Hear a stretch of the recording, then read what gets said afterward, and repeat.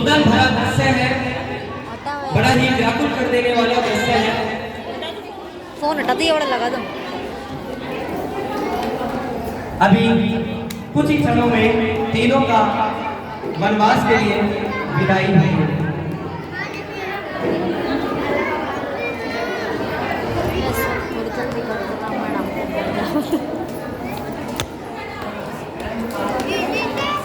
क्योंकि यह वनवास वचन के ऊपर था कि रघुकुल रीत सदा चली आई, रघुकुल रीत सदा चली आई, प्राण जाए पर वचन न जाए। ऐसे सूर्यवंशियों की इस कहानी का, इस रामलीला का मंचन आरसी दीपोत्सव 2022 के माध्यम से आप लोग देख पा रहे हैं। जल्दी ही राम लक्ष्मण व सीता का संवाद आप सभी के सम्मुख देखने को मिलने वाला है।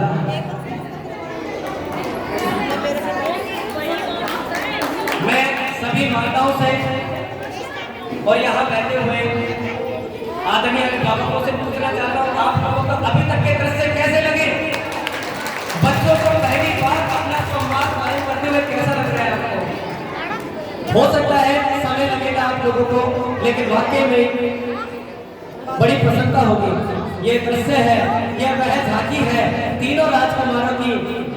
एक कहते भी है, जब राम बन गए तभी राम बन गए, राम बन गए कभी राम बन गए। जब तक अयोध्या में थे दशरथ पुत्र राजा राम कहलाए, और जब वनवास से लौटे तो मर्यादा पुरुषोत्तम श्री राम कहलाए। बोल मर्यादा पुरुषोत्तम श्री रामचंद्र भगवान की। ये वो झांकी है, बड़ी करुण प्रकार है माताओं के हृदय में, किंतु रानी कैकेयी के चेहरे पर बड़ी कुटिल मुस्कान है। रानी कैकेयी कुटिल मुस्कान के साथ हंसती है, किंतु दो रानियां सुमित्रा और कौशल्या का हृदय फट रहा होता है कि अपने सुकुमारों को वन में भेज रही होती है। सभी अयोध्यावासी रो रहे होते हैं कि अपने राम को मत जाओ, राम मत जाओ, मत जाओ, राम मत जाओ। लेकिन राम और लक्ष्मण और सीता महल से बाहर निकलते हैं, महल की चौखट को पार करते हैं। बड़ा ही भावुक कर देने वाला दृश्य है। आप सब बोलेंगे राम मत जाइए, प्रभु श्री राम मत जाइए, बोलिए सभी मत जाइए, प्रभु राम मत जाइए। हम अयोध्या वासियों को छोड़कर मत जाइए प्रभु, मत जाइए प्रभु, मत जाइए। हम जी नहीं पाएंगे, आपके बिना रह नहीं पाएंगे। ये वो दृश्य है, आपने कभी कल्पना भी की होगी इतने छोटे छोटे गंगारी से किस प्रकार से एक श्रेष्ठ रामलीला का मंचन कर सकते हैं। ये दृश्य बड़ा ही भावुक कर देने वाला है। इस प्रकार तीनों राम लक्ष्मण और सीता वनवास को चले जाते हैं। वनवास को निकलने के पश्चात एक ऐसा दृश्य आप लोगों के सम्मुख आने वाला है, जहां भक्त और भगवान का मिलन देखते हैं, जो प्रभु श्री राम को गंगा पार उतारते हैं। आइए हम लेकर चलते हैं केवट की तरफ, केवट के और प्रभु श्री राम के मध्य के संवाद को आप सभी के सम्मुख प्रस्तुत करते हैं। जोरदार तालियां बच्चों के लिए।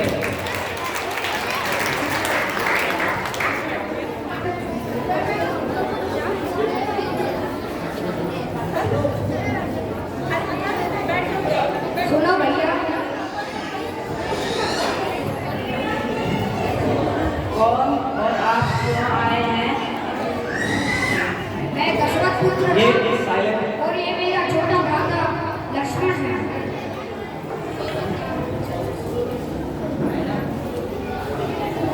ऐसे क्या देख रहे हैं भैया? मैंने आपका भेद जान लिया है, तभी लोग कहते हैं कि तुम्हारे चरणों के स्पर्श से मां पत्थर की कीला चित्री में बदल जाती है। तो क्या आप हमें गंगा पार करा सकते हैं? मेरे पास तो एक ही नाव है, अगर मेरी नाव स्त्री में बदल जाए तो मैं लुट जाऊंगा, मैं लुट जाऊंगा।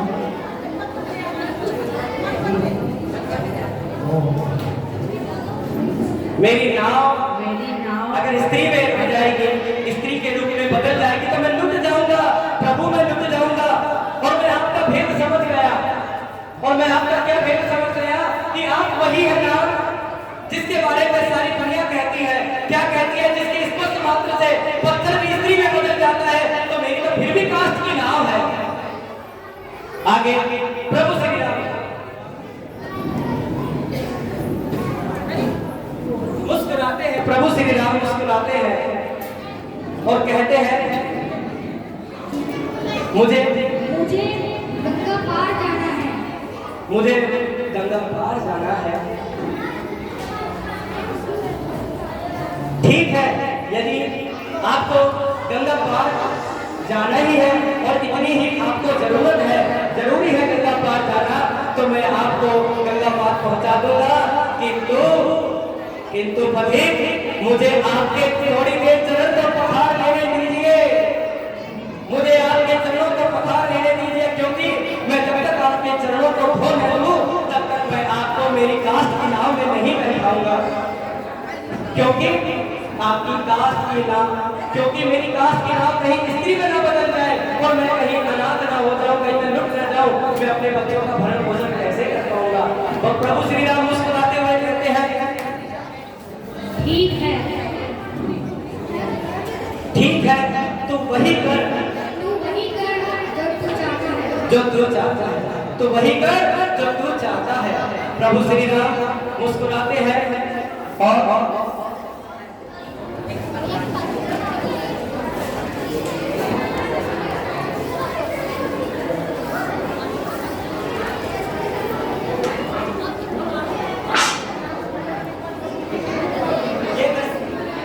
ये वो दृश्य है जब एक भक्त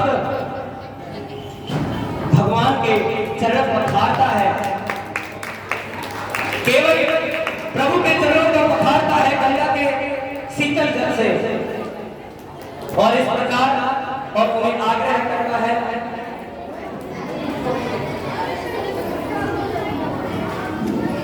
और आग्रह करता है। क्या आग्रह करता है?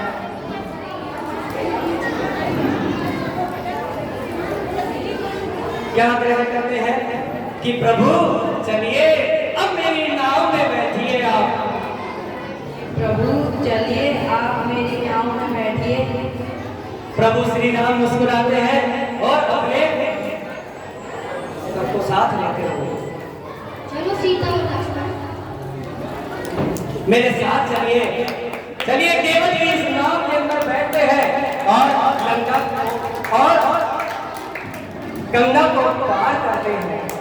इस प्रकार से केवल नाव को खेलने लगता है, केवल नाव को चलाने लगता है और गीत गुनगुनाने लगता है। और गीत ये कैसा दृश्य है देखिए। और गीत गाते गाते और कुछ ही पलों के अंदर, कुछ ही पलों में इन्हें गंगा के पार पहुंचा देता है।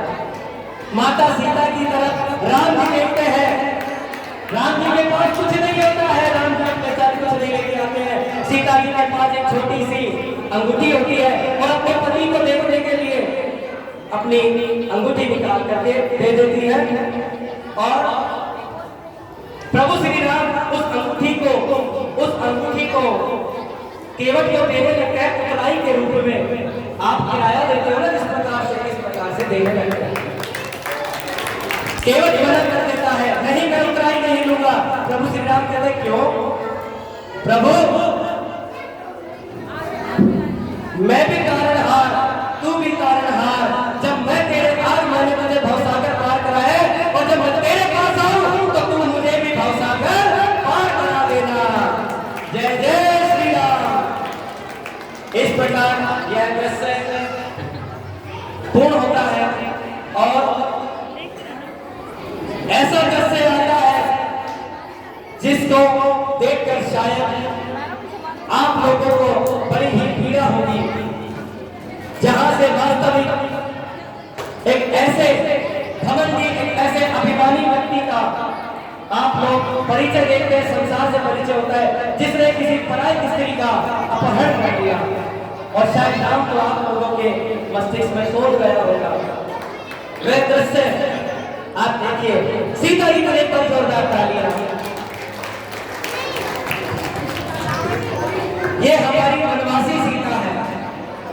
सीता जी अपने जीवन में दो रूपों में विद्यमान हुई, एक तो राजकुमारी सीता और एक वनवासी सीता।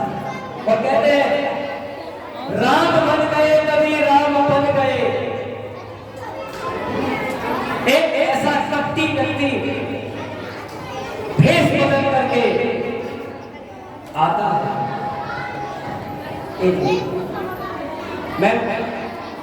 मैं इससे पहले पर सामने देखिए बेटा, आप लोग सब ऑडियंस को देखिए, पेरेंट्स को देखिए सामने।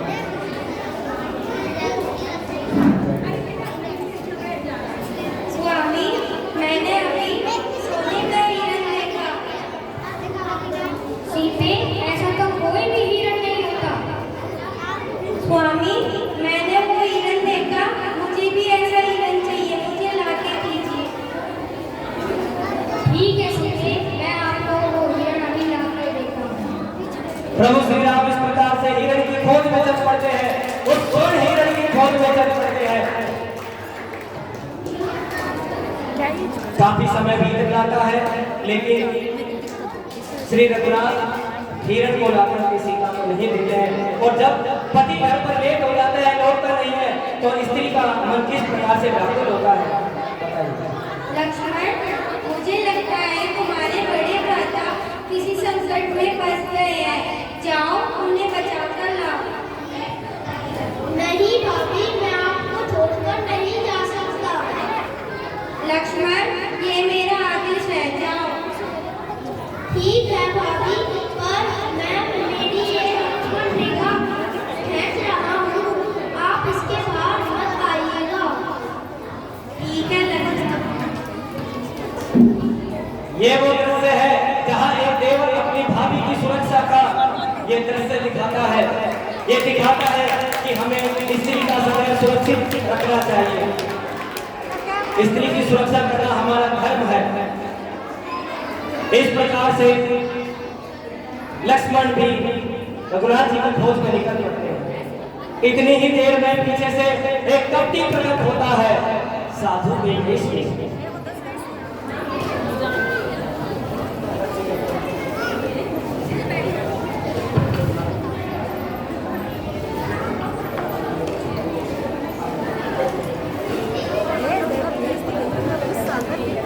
अलग निरंजन भिक्षां देहि भिक्षां देहि। आइए मुनिदेव। हे वनवासिनी, मुझे बहुत भूख लग रही है, क्या तुम भिक्षा दे सकती हो? हाँ मुनिदेव, मैं अभी लेकर आई हूँ। ठीक है, लेकिन शीघ्र।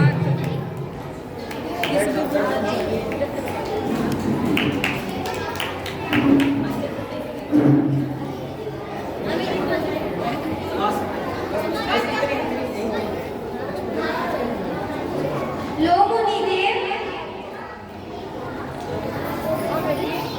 हे वनवासिनी, तुम इधर आओ। नहीं, मेरे देवर ने बोला है मुझे इस लक्ष्मण रेखा से बाहर नहीं जाना।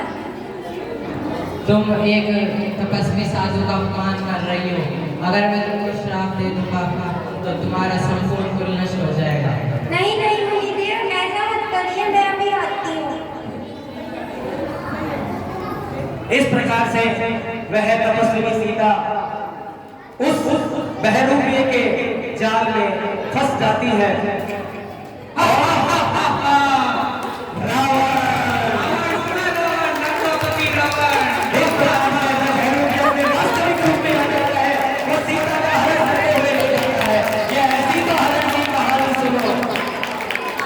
यह ऐसी कहानी की वह वास्तविक रूप में गाँव आ जाता है और अट्टहास करता है।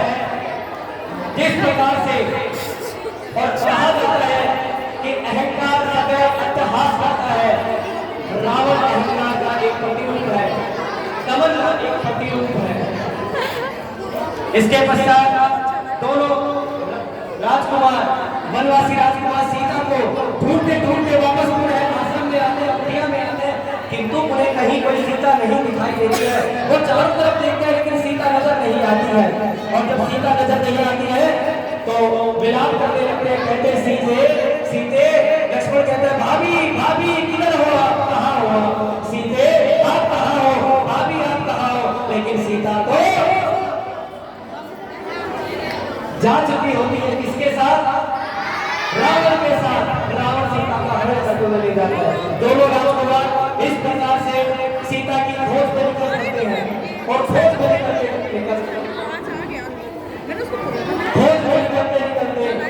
और एक ऐसा दृश्य आता है, एक ऐसी तपस्वी से मिलते हैं जहां भक्ति की एक श्रेष्ठता को सिद्ध किया गया।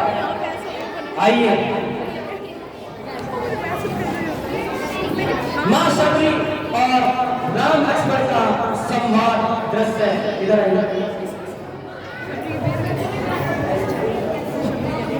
मां शबरी वर्षों से अपने आश्रम में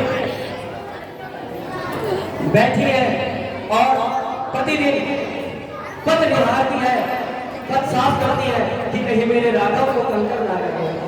फूल से मार्ग को सुसज्जित करती है।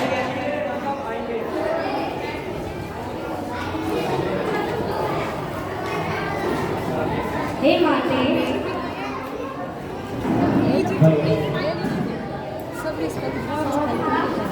और आप कहाँ से आए हैं? मैं दशरथ पुत्र राम, ये मेरा छोटा भाई लक्ष्मण। क्या नाम? मैं राम हूँ। माफ कर दीजिए प्रभु, मैं आपको पहचान नहीं पाई, मुझे माफ कर दीजिए प्रभु।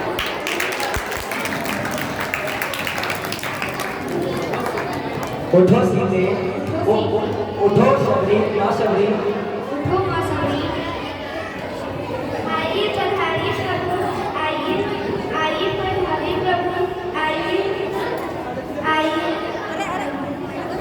आइए मेरे राघव, आइए मेरे राम, पधारिए, बैठिए बैठिए मेरे राम, बैठिए बैठिए मेरे राम, पधारिए मेरे राम।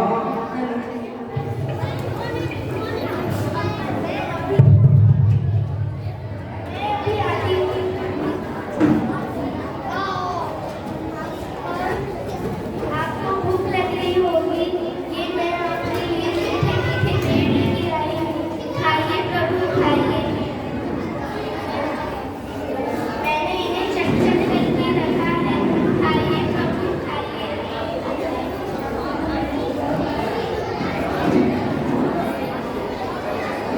मेरे को लक्ष्मण का खबर बड़ी लग रही है, इसके सब कुछ याद है। प्रभु श्री राम मां शबरी के स्नेह से परिपूर्ण पेड़ों को खाते हैं। मां शबरी लक्ष्मण तुम भी खाओ। लक्ष्मण घृणा के स्वर में देखते हैं, घृणा के भाव से देखते हैं। इस प्रकार मां शबरी से पता पूछते हैं राम। मां शबरी, क्या आप हमें सुग्रीव का पता बता सकती हैं? बेटा शांत रहिए। उत्तर दिशा की ओर सुमारो दर्शक है, वह कहाँ मिलेंगे? मां शबरी से सुग्रीव का पता पूछते हैं और मां शबरी कहती है कि उत्तर दिशा में सुमेरु पर्वत पर महाराज सुग्रीव आपसे भेंट करेंगे। और यह दृश्य यहाँ समाप्त होता है। इसके पश्चात एक ऐसे भक्त को आप देखेंगे, ऐसे भक्त को देखेंगे जिसने अपनी भक्ति और सेवा के माध्यम से जगत में अपना डंका बुझवाया। राम लक्ष्मण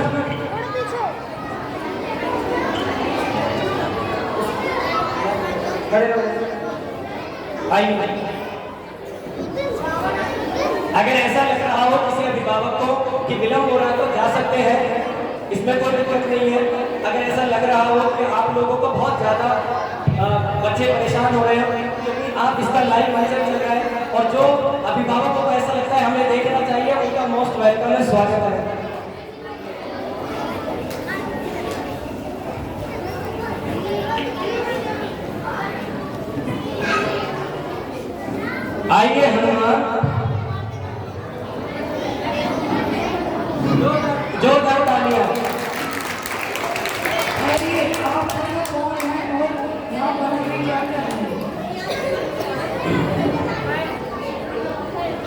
सामने मैं दशरथ पुत्र राम और ये मेरा मैं हनुमान। क्या आप सच में महाराजा दशरथ पुत्र राम हैं? जी मैं राम ही हूँ।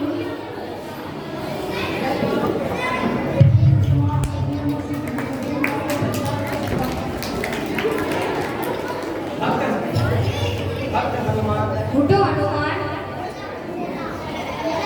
हेलो हनुमान, क्या तुम मेरी भेंट सुग्रीव से करा सकते हो? आप मेरे साथ चलिए, मैं आपकी भेंट सुग्रीव से करवाता हूँ। चलिए। आप दोनों मेरे कंधों पर बैठ जाइए। इसको तो रख दीजिए। सामने सामने दिखा के गर्वित इस प्रकार से हनुमान जी जय श्री राम इस प्रकार से दोनों भ्राताओं को अपने कंधे पर धारण करके और सुमेरु पर्वत पर ले जाते हैं और सुमेरु पर्वत के ऊपर भेंट कराते हैं। सुमेरु पर्वत पर महाराजा सुग्रीव की रघुनाथ जी से भेंट होती है और मित्रता होती है। सारी समस्याओं बताते हैं, समस्याओं का नाश करते हैं। बाली का हरण होता है। बाली के हरण के पश्चात वानर सेना को लेकर के रघुनाथ जी सुग्रीव चल पड़ते हैं। किंतु समुद्र में रास्ते में समुद्र आता है। समुद्र पर सेतु बांधा जाता है। उससे पूर्व रघुनाथ जी आइए उससे पूर्व रघुनाथ जी राम जी हनुमान जी को मां सीता की खोज में लंका भेजते हैं। आइए ज्यादा समय नहीं लगेगा, कुछ ही समय में रावण वध होगा।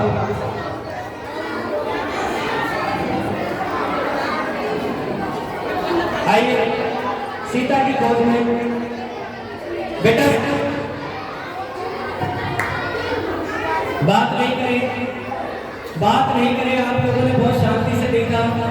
बच्चों ने रियल में बहुत मेहनत की है। आप लोग थोड़ी देर के लिए और शांति से देखिए।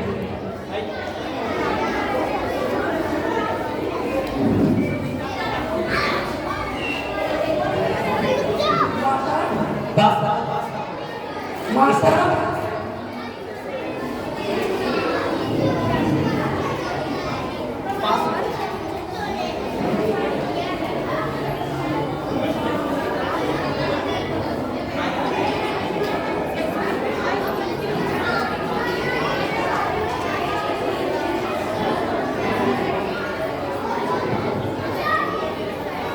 कौन? किसने मुझे पुकारा? मैं हनुमान, श्री राम का सेवक। हनुमान। हाँ,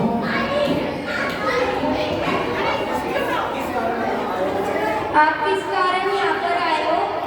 श्री राम ने मुझको आपके खोज में आना भेजा है। मेरे स्वामी कैसे हैं? श्री राम अच्छे हैं, तो मुझे आज्ञा दीजिए। उनको आप मेरा आमंत्रण देना कि उनकी सीता उनका इंतजार कर रही है। इस प्रकार से सीता जी से भेंट करके हनुमान जी रावण की लंका में जाते हैं और रावण के राज दरबार के अंदर आ जाते हैं। और इससे पूर्व सीता से भेंट के पश्चात सीता जी से भेंट के पश्चात अशोक वाटिका को हनुमान जी उजाड़ देते हैं और अनेकों योद्धाओं का मार देते हैं। उसके पश्चात रावण की सभा में जाते हैं। रावण की सभा लग रही होती है, सभी वीर योद्धा बैठे रहते हैं और हनुमान जी वहां पर आते हैं। मैं बोलूं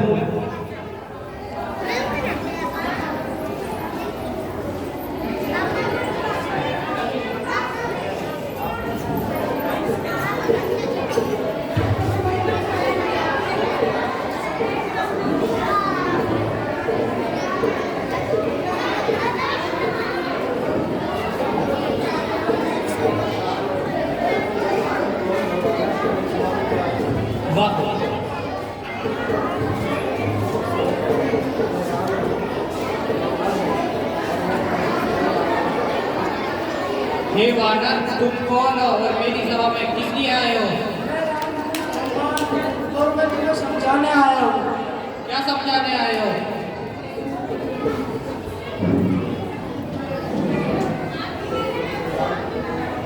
कि तुम प्रभु श्री राम की पत्नी को सह सम्मान छोड़ दो। ऐसा कभी भी नहीं हो सकता वानर। नहीं, मैं तुम्हें चेतावनी देता हूँ। तुम अपने वनवासी को जाकर कह दो कि रावण नहीं मानने वाला। नहीं, मैं तुमसे पुनः कहता हूँ। नहीं नहीं, ऐसा कदापि नहीं होगा वानर। यदि तुम अपना हित चाहते हो तो माता सीता को छोड़ दो। ऐसा ही है सेनानियों, इसकी पूंछ में आग लगा दो। इस प्रकार से रावण क्रोध में आकर हनुमान जी की पूंछ में अपने सैनिकों को आग लगाने का आदेश दे देते हैं।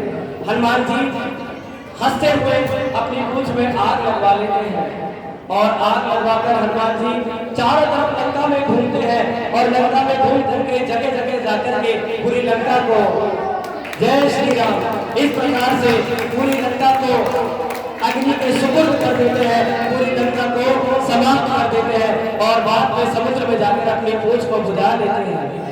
और बाद में हनुमान जी रामायण में जाकर के माँ सीता का संदेश राम जी तक पहुंचाते हैं और कहते हैं कि रावण को मैंने बहुत समझाया किंतु वह मानने वाला नहीं है, बल्कि उसने मेरी पूंछ में आग लगा दी और मैंने प्रभु मुझे माफ कीजिएगा, मैंने बदले हुए पूरी लंका ही जला डाली। इस प्रकार राम जी जो कि भक्त वत्सल है, युद्ध उनको पसंद नहीं है और वो एक चेतावनी और देते, शांति दूत बनाकर अंगद को भेजते हैं। अंगद को भेजते हैं। लास्ट के दो दृश्य और आएंगे आपके सामने। अंगद को भेजते हैं।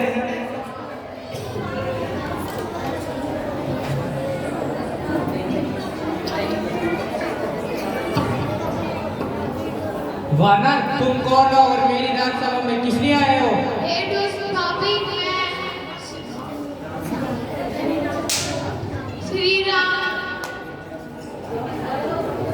श्री राम ने मेरे को दूध बना के भेजा है।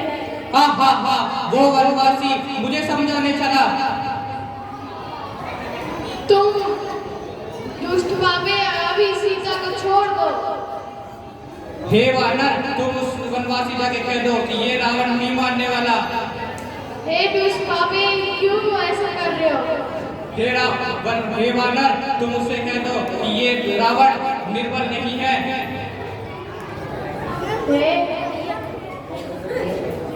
मैं तुमसे कहता हूँ कि तुम अभी सीता माता को छोड़ दो। ऐसा कभी भी नहीं होने वाला वानर। इस प्रकार अंगद और रावण के मध्य संवाद चल रहा होता है और अंगद बहुत बार समझाता है रावण को, किंतु रावण अपने हट से कस से मस नहीं होता है। अंगद चुनौती देता है भरी सभा के अंदर। क्या चुनौती देता है? कि तुम मेरा इस भरी सभा में मैं चुनौती देता हूँ कि कोई भी अगर मेरे पैर को भी हिला जाएगा, कोई भी मेरे पैर को हिला दे तो मैं वचन देता हूँ,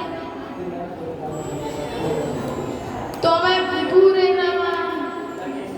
राम दल के साथ लौट जाऊंगा।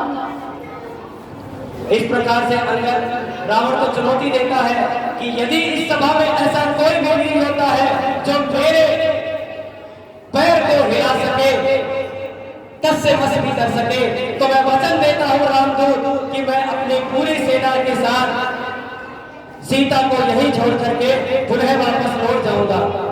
इस प्रकार से रावण अपने सैनिकों को, अपने वीर योद्धाओं को आदेश देता है और आदेश देता है कि जाओ और इस वानर का अहंकार का मर्दन करो।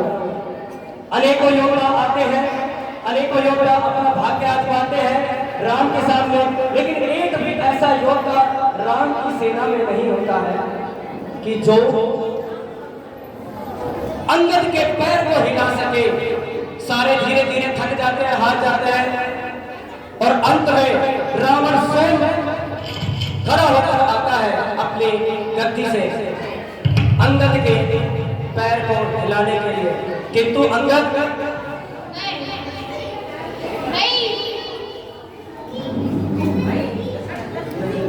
नहीं, एक राजकुमार को इस प्रकार शोभा नहीं देता। वह दूध के चट पकड़े। इस प्रकार अंगद के वचन होते हैं। कहते हैं कि एक राजकुमार को ये शोभा नहीं देता कि लंका के राजा को शोभा नहीं देता कि एक शांति दूत के चरणों को पकड़े। नहीं राजन, मैं तुम्हें ये समझाने वाला था, मैं ये समझाने आया हूँ कि सोचिए, जिसकी एक सेना के एक छोटे से तुच्छ से वानर के तुम्हारे योद्धा पैर तक न हिला पाए, तुम श्री राम का क्या बिगाड़ लोगे? ये चेतावनी है तुम्हें, अभी भी मान जाओ और श्री राम की धर्म पत्नी सीता को सह सम्मान उन्हें सुपुर्द कर दोगे।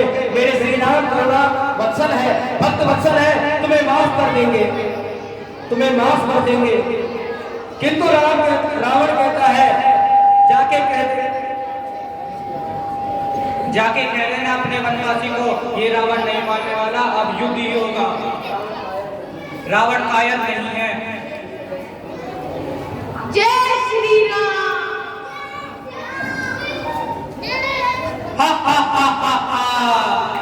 रावण हूं मैं, रावण। इस प्रकार से रावण भयंकर अट्टहास करता है, गर्जना करता है। अंत में अंगद राम जी से जाते कहता है कि प्रभु, आप बार बार व्यर्थ जो ही परेशान हो रहे हैं, वे मानने वाला नहीं है, दुष्ट पापी। और कहते हैं ना, लातों के भूत बातों से नहीं माना करते। और जो बच्चे जैसे धीत होते हैं तो गुरु जी क्या बनाते हैं? मिठाई बनाते हैं। उसी प्रकार से राम जी कहते हैं, अब समय आ गया है मेरा युद्ध में उतरने का, अब वापस से खुल है, युद्ध के लिए सेनाएं सज जाती है और राम और रावण का भयंकर युद्ध आपके सामने होगा। और उसके पश्चात इस रामलीला का अंतिम दृश्य आपके सामने आएगा।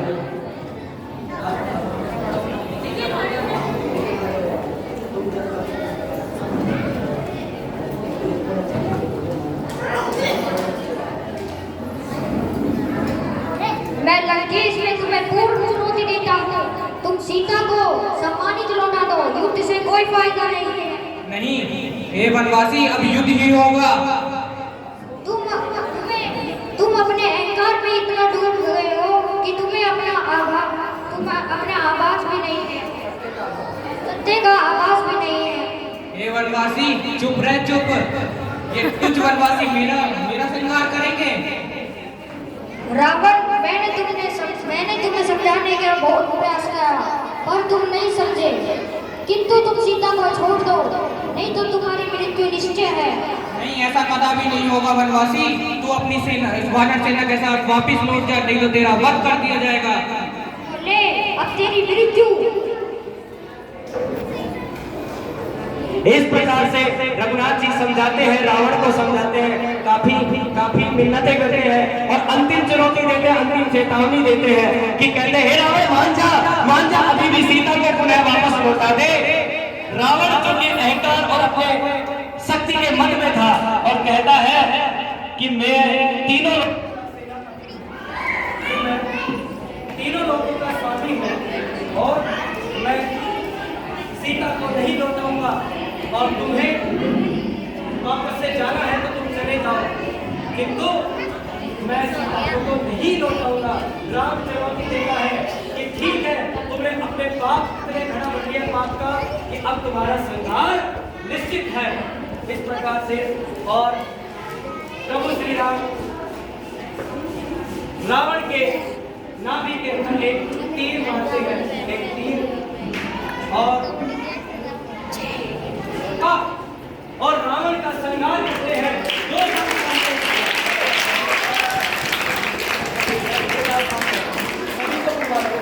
सभी को इस प्रकार से रावण को कहता है, राम